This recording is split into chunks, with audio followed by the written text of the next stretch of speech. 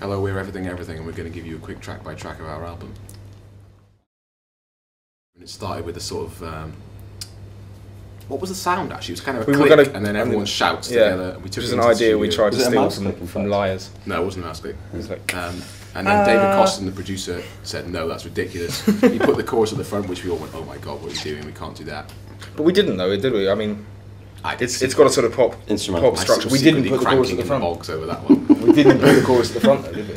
I wanted to put the chorus at the front. And David anyway, said, basically, he messed around with it. He monkeyed with it, and it came out better. And that was the first time anyone had ever done that to us. So we said, "Let's work with this guy." Which I wrote the bass line for just after seeing Control, which is the film about Joy Division. I was inspired by the bass sound in that. Recorded a demo of it live to sort of see if we could make more sense of it, and we worked out the BPM. It was 210 BPM, which is so ridiculous. We thought we were better something about this. We put in a different chorus when we were in the studio because we watched this Zappa DVD loads of times, and we thought that's a good bit. So we sort of aped it a little bit and put it in instead of our ridiculous chorus. It works better that new chorus.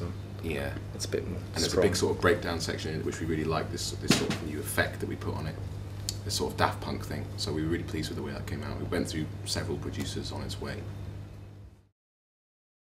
Track 3 is called Schoolin, and it's very much kind of inspired by sort of modern American R&B and the rhythms therein.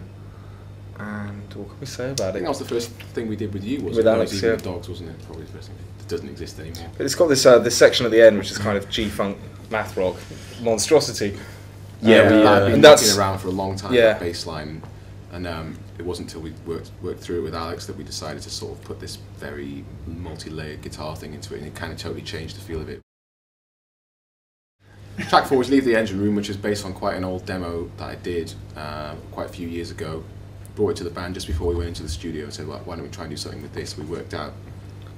These guys changed the structure around quite a lot, and Alex wrote some new chords that worked in one of the bits of the song.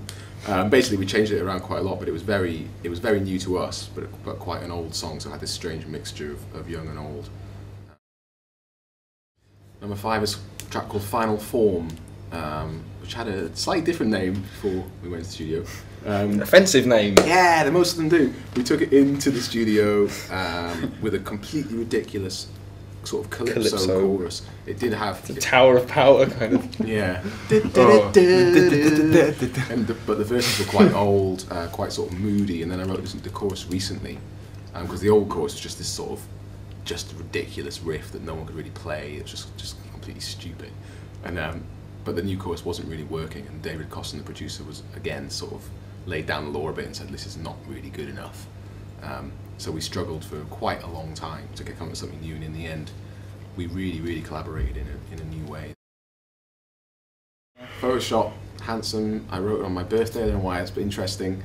A few years ago, but anyway, that started off as a kind of New Jack Swing thing. It was quite slow. It was like ding ding ding ding ding ding ding, and like that, but with one note bass line, speeded up by the band. It's a bit like Natural Anton Selection. Deck, and then it was like the Smiths, and then it just became what it is now.